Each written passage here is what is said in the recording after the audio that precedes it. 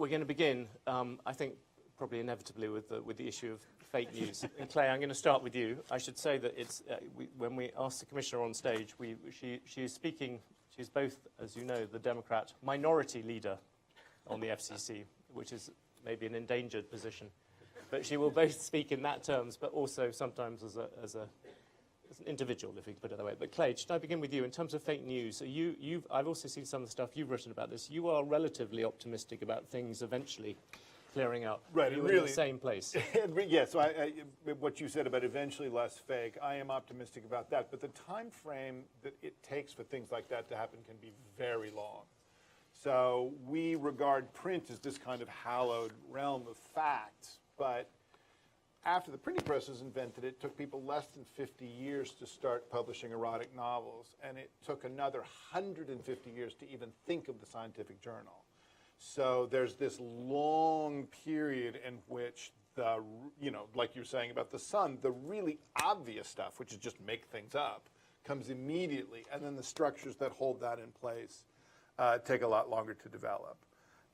I don't like to talk about fake news or don't like to talk about the current set of problems under that label because it invites people to believe that there is a way the media environment really is, to which fake news is this unwelcome overlay that can then be peeled back and we will be restored to the previous norm. If you look at it from the demand side, not from the supply side, the question becomes, why do people choose to believe things?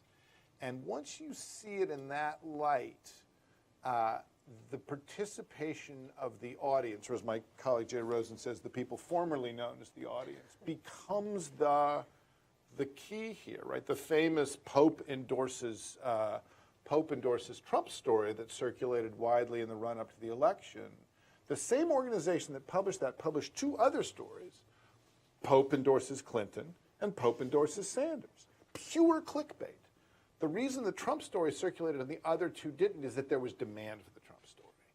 And so as long as we tell the fake news story as a supply side story, there are bad actors injecting fake news into our otherwise pure ecosystem, we lose the fact that the majority of distribution now is super distribution, as you were saying about Twitter. It's people circulating things that they want to believe and they want other people to believe. Sometimes that's because they're true, but sometimes it's because they're appealing. How do you solve, I could come to the Commissioner in 1 second, but how do you solve the demand issue? If you don't focus on the supply, you cannot suddenly tell people that you can't want something slightly moronic. Well, so I was thinking about your, yes, I mean, you can. There are people on Twitter who do that all day long. It just doesn't help. But I was thinking about your story and the rise of both the New York Times and the Chicago Tribune, both of which papers emerged as leaders because they had better fact-checking in a competitive environment, which is to say you can't in the short term snuff out people's desire to believe what's appealing. But reality eventually intervenes. And there is always a value to believing things that are true if it helps you get along better in the world. And the rise of fact-check-centric papers, the famous Chicago Tribune saying, if your mother says she loves you, check it out, right? The rise of that kind of skeptical reporting came as a competitive advantage in an environment flooded with people making things up. So it doesn't happen quick, but it has happened in the past, and I think we should be looking towards those norms rather than hoping to simply reverse what's really a fairly fundamental aspect of the internet giving many more people a voice than had it previously. Jessica Rosenworcel, tell me what your approach to all this debate Sure. is. I think I agree completely with Clay about this, that we've got supply and demand. We've had false stuff for a long time. And in the digital age, we're going to have to sort that out so that we find truth. I think the issue for me with fake news is how it's used as an insult and how that moniker is now broadly used in civic and commercial life. I mean, there's nothing new about tension between the government and the media. The Alien and Sedition Acts were passed 10 years after the Bill of Rights. President Kennedy described media as his natural enemies. And of course, closer to my home, President Nixon targeted 2 television stations for their license renewal because they were owned by the Washington Post, which was investigating his administration for Watergate. So those tensions, to me, are as old as time. But what we have to be watchful for is when we are not just having government authorities challenge and attack media, but challenge and attack the conditions that make it possible for media to be a check on power. And I think we saw that early on with the administration's attack on NBC and its news license, which for the nerds out there doesn't exist. We actually only license broadcast stations. But nonetheless, that's the kind of fake news, the use of that insult that I'm concerned about, because I believe the supply and demand issues will work themselves out over time. But do you think that, granted, that has always been there, we could go back to the yellow press and all these different things, but do you think this administration has taken, you sort of hinted it a bit further, they've taken it further in trying to target the media than other people have done or not? Yes. Fair enough. That seems a natural, quick answer. That seems a very natural way to jump into the thorny issue of net neutrality, where you are the lone, which is highly relevant because tomorrow we have the vote, the last attempt to try and stop it or to stop the abolition of it. Do you think there's any hope of that? And looking back on it, do you think this is something that has gone? No, here too I'm optimistic. The FCC took a vote late last year to roll back net neutrality. And I was on the losing side of that vote because I support an open internet and I support net neutrality. And I think the agency made this misguided decision to let our broadband providers block websites, throttle online services, and censor online content. They now have the legal right to do that. But what happened in the wake of that decision was kind of amazing. It awoke this sleeping giant, the American public. They suddenly decided that they were not satisfied with a bunch of bureaucrats in Washington making decisions about the openness of the internet. And in the wake of that decision, we have had laws passed in state houses across this country, executive orders from governors. We're going to have a lawsuit with 23 state attorneys general. And this week, in the United States Senate, 50 senators have already signed on to legislation known as the Congressional Review Act, which will roll back the FCC's work. So rather than being cynical, I think we're seeing democracy in action.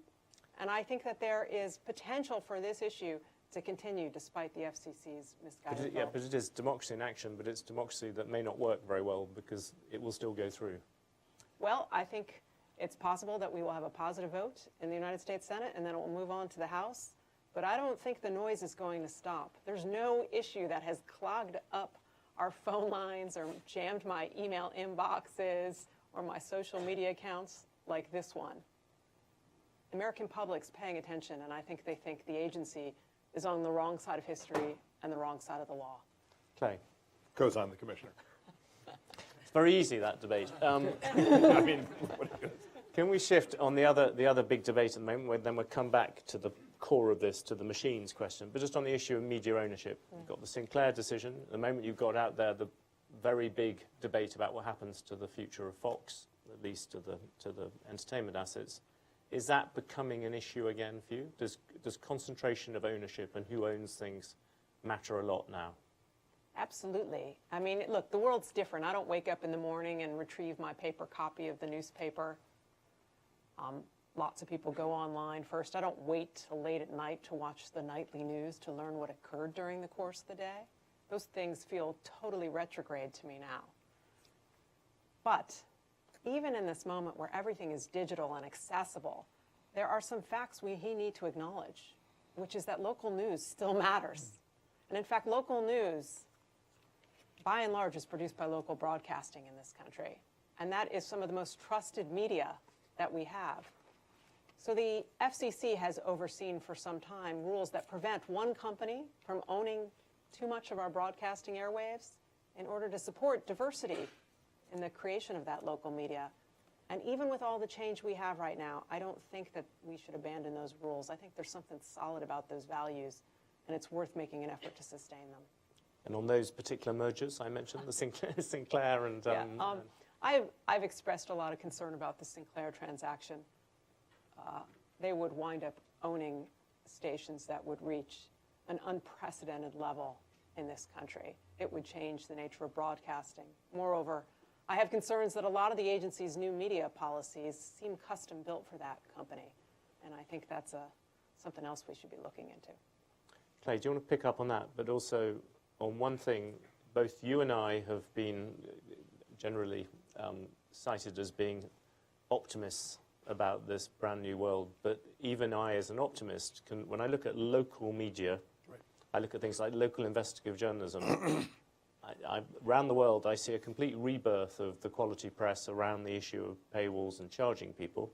But there's no doubt that at state level, the level of attention to what's happening in state politics, the level to which people are following congressional delegations in Washington, there is a problem there. Do you think there is a problem in local media? Yeah, there clearly is. And in a way, it is the problem with localities in every communications platform in the United States. We, long ago, in the development of the telephone network, we grossly overcharged for long distance in order to be able to subsidize local. Anyone of a certain age remembers getting on the phone and having the anxiety of, it's a long distance call, right? Which now, you know, but I still remember that from my youth back during the Civil War. And when you reverse the charges. Yeah, exactly right.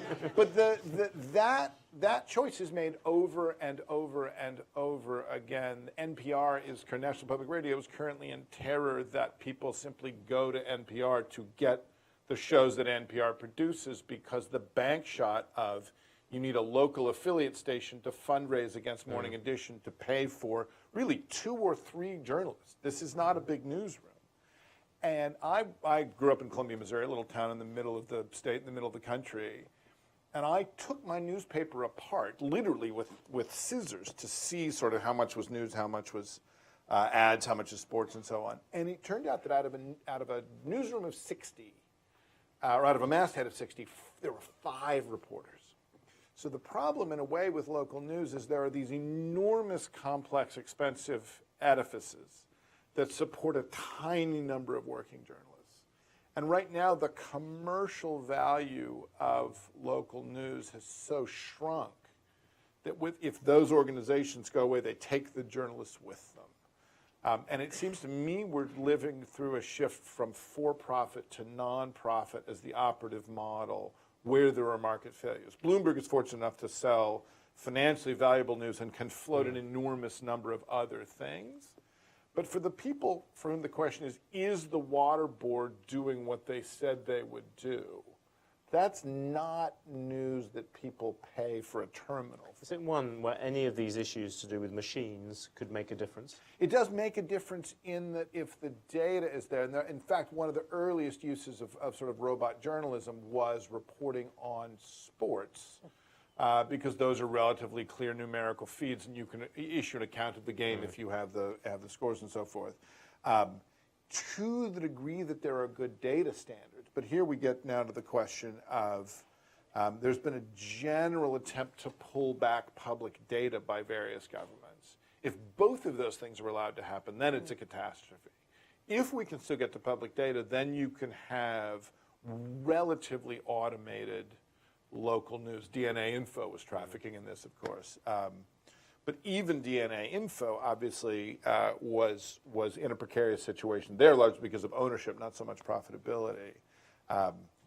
Stabilizing an institution that lasts a long time and produces local news is a genuinely hard problem. Do at the FCC, do you think this is part of your remit, is to guarantee that there is effective journalism at a local level? I think it's been part of our historical task. Since 1934, the agency has tried to promote competition, diversity, and localism in media. That means one company can't own all of our airwaves. Yes. We want some of those airwaves locally owned and inclined to offer locally produced news. That is part of the public interest standard, which is in exchange for using the airwaves, which are public, you have a duty to serve the community by offering local news and information. And as old as those values are, I think they're rock solid. I think we need them. And I think as we think about the future of media, we need to recognize that there are national issues and there are also issues with our local institutions, and we need to identify economic and regulatory models that help sustain them. Do you think there's anything in the idea, in other places people have talked a bit about the vast amount of money coming in through spectrum auctions and stuff like that? We were talking about it quickly before we came on stage. Is there a way to use that to deal with these market failures? Because that in the end is what you're talking about. The Los Angeles Times, and please, if there's anyone here from the Los Angeles Times, it's a great newspaper doing very well. But the Los Angeles Times, when I was there, you know, it had 10 people in Sacramento. It had God knows how many people everywhere, as far as I could work out. Those sort of big newspapers that monitor every aspect of a state life, they're not there at the moment. No, that's, is there a way of an buttressing issue. that with not-for-profit or even government stuff? We're going to have to look at different economic models to help sustain local journalism. I think that is a task for the digital age, and we're a little bit behind. We need to start thinking about that problem. Can we jump, just go more fully into the subject of this, which is the machines? Clay, on a particular issue which you raised, and I've not seen anybody else raise, you raised the issue of legal culpability in this, which will cause panic in this. Yes, right. Do you want to explain that? Sure. So let me say, I am not a lawyer, as you always have to say at the beginning of these conversations. But I remember there was this moment where everybody was riffing on that British poster, "Keep calm and carry on," right? And all of a sudden, "Keep calm and bake cookies," "Keep calm and grow begonias," whatever. I was just, people going nuts. And there's a T-shirt company that's like, okay, well, we'll sell these slogans. So they set up shop on Amazon, but they have this problem, which is which shirts should we print? Because there's so many slogans, and new ones are invented every day, and their answer, quite ingenious, was, well, we won't print any, right? We'll show people pictures of virtual shirts, and after they buy them, then we'll make them. So they don't have a supply chain problem anymore. So instead of designing any shirts, they just grab a list of verbs in English. So if you want a shirt that says keep calm and ski a lot, you can get a shirt. You can get keep calm and bake a lot, you can get a shirt that says that. You want a shirt that says keep calm and rape a lot, you can get that shirt. And that last one was a problem. And when people found the keep calm and rape a lot shirt on Amazon, they said, who thought this was a good idea? Who designed this? Who said that this shirt should exist? And the answer that came back, as unsatisfying as it was accurate, was kind of nobody. It was pulled algorithmically off a list of verbs in the English language, shown by machines. The first human beings that laid eyes on those shirts were the potential buyers, not any of the manufacturers. And there was this argument at the time. The people who'd found the shirts thought that this was evidence of really horrible intent. And when they looked at it, what they discovered was there wasn't any place to lodge intent the way the law usually does, right? We make a distinction between failing to sweep your stairs and pushing someone down them, right? We make a distinction between manslaughter and murder, and every place we control information, whether it's libel or slander or trade secrets or whatever, there's always someone who did something.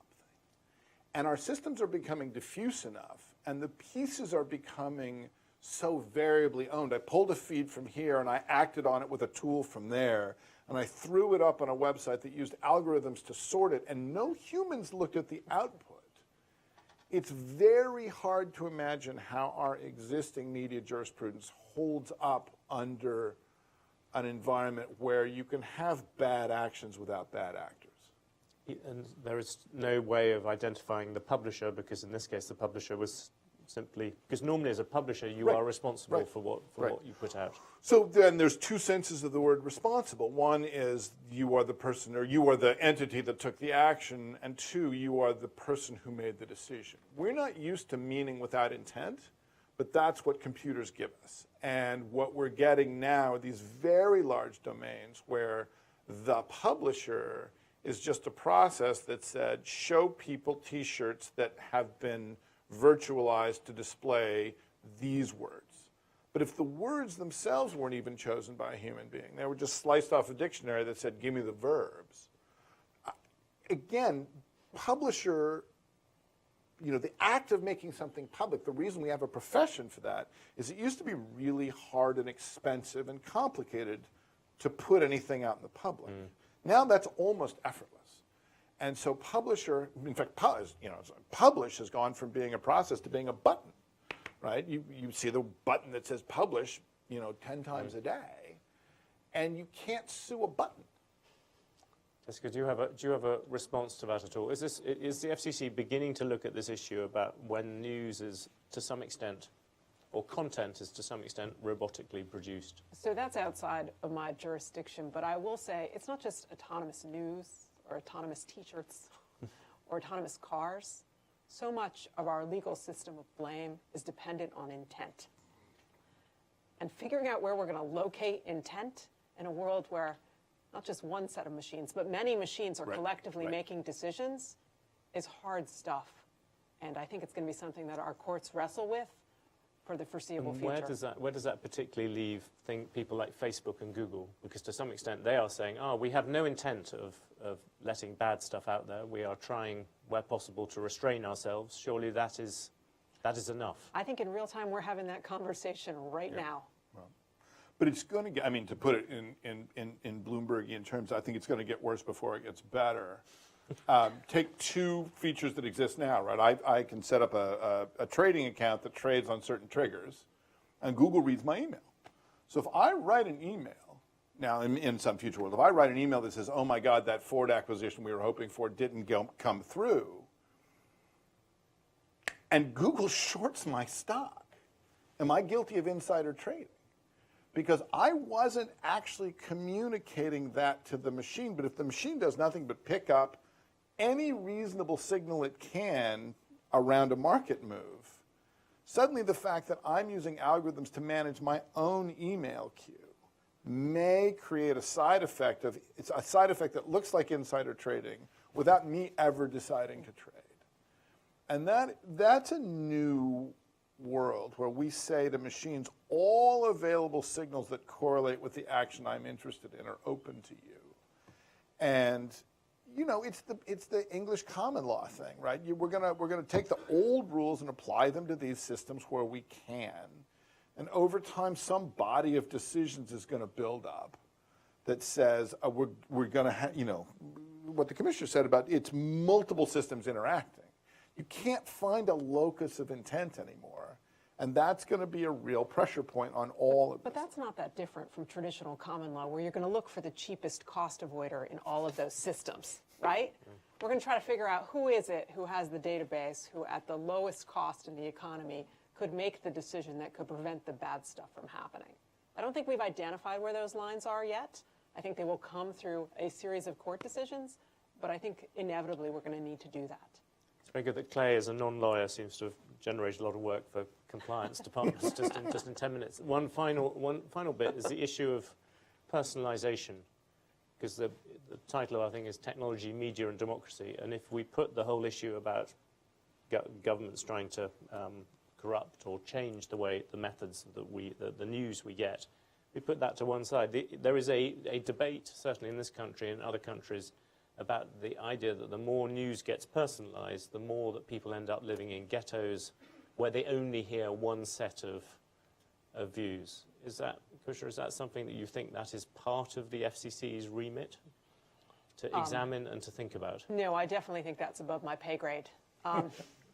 But I would say that I think we do have duties as citizens to try to expose ourselves to a diverse range of sources. Our democracy will work better if we all take that burden on and embrace it. But that's difficult if the machine is, so to speak, predicting what you're going to be interested in and feeding you that. We're going to have to visit many machines. Yeah. I mean, I'm a professor, so nothing's above my pay grade because I'm never actually asked to act on anything. So I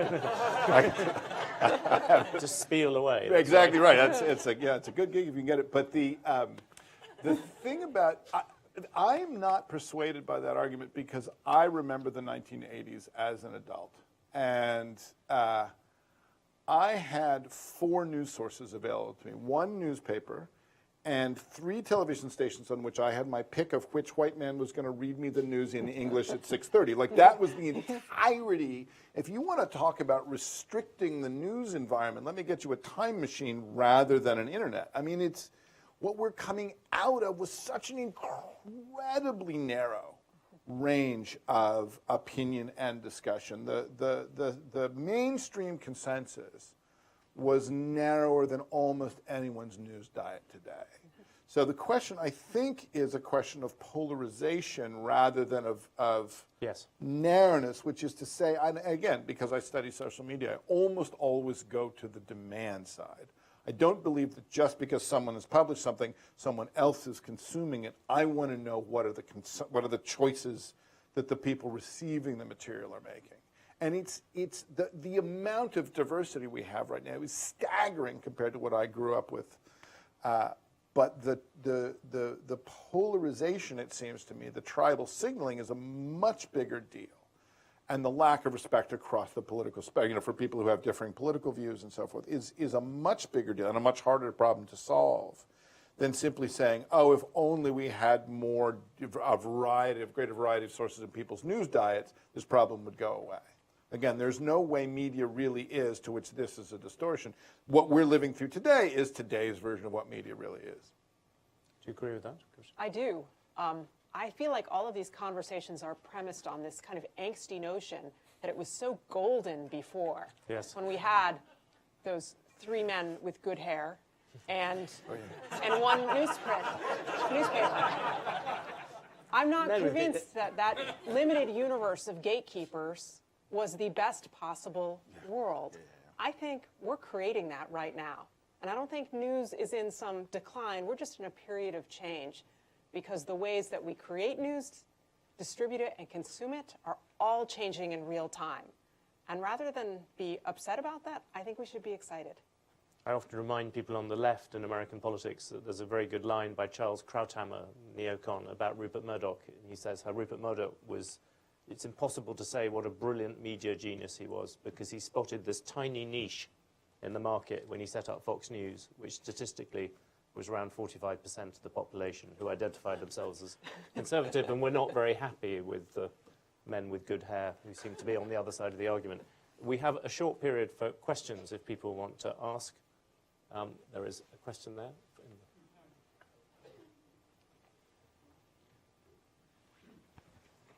Can you identify yourself as well? Sure. Dorian Ben Coyle with Baruch College and Teaming Media, Columbia as well, if you care. But I wanted to explore the issue you just addressed a little bit further. By the way, I worked with some of those men, and the hair was not always their own. The issue. So Mark Penn, who was a strategist with the Clinton campaign, and is now has written op-eds and is talking about the need for government regulation of Facebook, et cetera, to inject more of the other side's opinion. So in other words, have the machine address the issue and do some of what you, Ms. Commissioner, just said, to essentially force people via machine to consume some information that's out of what would be their normal demand. I'm curious if you think that kind of solution is realistic, viable, good, worthwhile? That sounds like something for an academic. Fair enough. But he's calling for you to do it. Well, you go ahead first. So I have several students who over the years have built that, and what they discover is that the demand side fails. That it is a long weekend's work to find something that uses one of the existing sort of partisan or polarization balancing services and pulls news from a variety of sources and creates a news feed. In fact, there was, I think, ages ago, a service that sort of did blue, red, and purple columns down the page, and you could select news across the spectrum. There is almost no demand for that. So when you say the machines force people to do X, what you're really saying is, we're going to add this option available now. That option is available right this second. Anyone could get it on their phone. We're going to take away the other options. And that's where I get nervous, is not in saying, here's a new thing that you could look at if you wanted to, but rather, here are old things that you can no longer look at. And I am even more radicalized on this than I used to be. I've just come back from 3 years of living in Shanghai, and I have seen a news environment in which the government says we're controlling the media because fake news will disrupt the population's sort of central beliefs. And it's terrifying. I don't think that there's any solution that reduces people's choices intentionally to force political centrism is going to be worth the damage it does to the body politic. Just in the ether, just because a couple of people in the past month have approached me about these things, the idea of having a kind of disinformation index, that it's possible to rate news agencies or that would not get in the way of there is no obstruction to people. It would simply be rated by somebody who consumers seem to think was fair. Do you think there's a possibility that sort of thing will emerge? That's going on now, and it's you could see it once people began attacking Snopes. Snopes was one of the first internet-native fact-checking services, and people use Snopes as a sort of, if you see it in the sun, it's so test case. And then there came attacks on Snopes because Snopes is taking down too many of people's favorite political beliefs. We don't know how that will play out. But what you're suggesting is in fact already happening, which is there are some agencies that set themselves up purely as people who say this organization has a good track record and that one has a bad track record. Should the FCC be one of the organizations that grades the accuracy? For the record, I'm not interested. But I think that there's a really interesting historical analog here that doesn't get discussed. But for decades, our broadcasters were subject to something called the Fairness Doctrine. Yes. And what that was is it required those who used the airwaves to show both sides of an issue. It was fairly well intended to try to bring some balance to news and commentary, but it really had the net effect of chilling the production of news because those who produced it were wary of setting off one side or the other. And over time, we took that off the books at the FCC. I think that was a good thing and the right decision. I think its intent of the Fairness Doctrine was good, but it was just impossible to have it operate. So that's history. And yet just a few weeks ago, we saw the House of Representatives hold a history about neutrality on social media platforms and inviting commentary about how they can be more neutral and how the government perhaps can get involved with making more conservative voices amplified or liberal voices amplified so that we have a fairer mix. It's just a matter of commentary. It strikes me like we're not going back to the most accessible example we have with the Fairness Doctrine and asking how did that work? Because I think the answer is it didn't work very well. Gentlemen. Hi. Do I need the mic? Thanks. Jonathan Askin, Brooklyn Law School and the MIT Media Lab. Clay, you're a professed optimist on the future of media to some extent. How much of this discussion becomes largely irrelevant if we succeed in creating decentralized networks and disintermediate the media empire? And so does the Sinclair battle become relevant at all? Is the only thing we need perhaps net neutrality and the ability for anyone to create their own group-formed network? Your job has just been solved. Yeah. Bring back net neutrality, and then Sinclair goes away. Net neutrality is so important because it means anyone with a good idea, service, or thought can instantly have global reach. It reduces the number of gatekeepers in our new digital media world, and that's an important thing. Between now and this nirvana where we're all producing news and all creating and all consuming is a long time, however, and I think we've got to be mindful that there are still institutions that matter and that validate facts for us, and we rely on them. So we should still care about things like Sinclair, as you described. And also the paradox of decentralized systems is that when you decentralize one layer, you typically get greater inequalities in the next layer up, which is to say when there were 3 television channels, they all had roughly the same audience. When there were 50, you suddenly had very popular and then start to get the long tail. The more fluidity there is at the, I'll call it the hardware layer, but you know what I mean, the greater the imbalance is going to be between the largest and smallest media outlets. And I'm a big fan of lots and lots and lots of small media outlets. But that's not the same as the kind of equalization that's the question in the Sinclair observation. So we're the internet, in fact, created these power law distributions in media where none existed when the media was scarce. And the more decentralizedly available the hardware layer is, the greater that imbalance is going to be. So it's the associational choices that are made on top of decentralized systems lead to much vaster ecosystems that have much larger players and much smaller players, all of which I think is a good thing, but it doesn't solve the balancing problem. So one more question, and then I'm afraid we're going to have to stop. But if you could keep it relatively brief. Yeah, so it's Dick Reisman, and the question is, in terms of filtering seems to be the central point, and you want open filtering. So why not mandate open filtering for something like Facebook, where instead of them controlling our filters secretly as a black box, require alternate filters to be available and have an open market in filters that the users control. And then you can hash it out and let people find things that satisfy them. And who would, very quickly, who would set the filter? Anyone. You Just could offer a filter. I could Just get the like John analytics. filter. I could It's get. just like financial analytics. There are hundreds of companies doing financial analytics. You can filter Sorry, I the missed financial data any way you want. But the availability of a filter market suggests that people will very quickly recreate the world in which they get the news they want. So there are two really, really different problems with whatever issues around Facebook that people are discussing as if they're the same one. One is market concentration, because they have a natural monopoly on the largest social graph. They are the largest human group ever assembled in history, with the sole exception of global Christianity, which has fewer monthly average uniques. Right? So there's that. And then there is this question of news filters.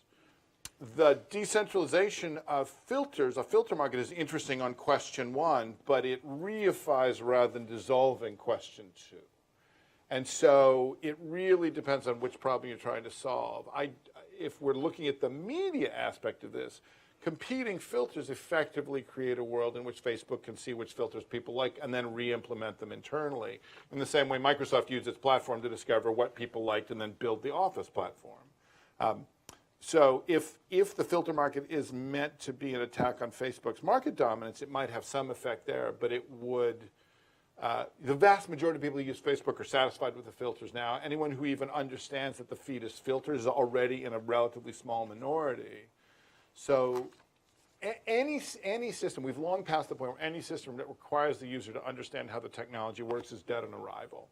And that, I think, is going to be part of the problem with any open market like that.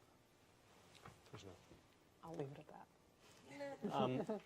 I will thank both of you. You've proved triumphantly that you don't need to be men with hair to dominate. One of my news favorite things commentary. about the internet is you no longer need good hair to Thank be you in the both media. very much. We have another Okay. session about to begin. Thank you. Enjoy.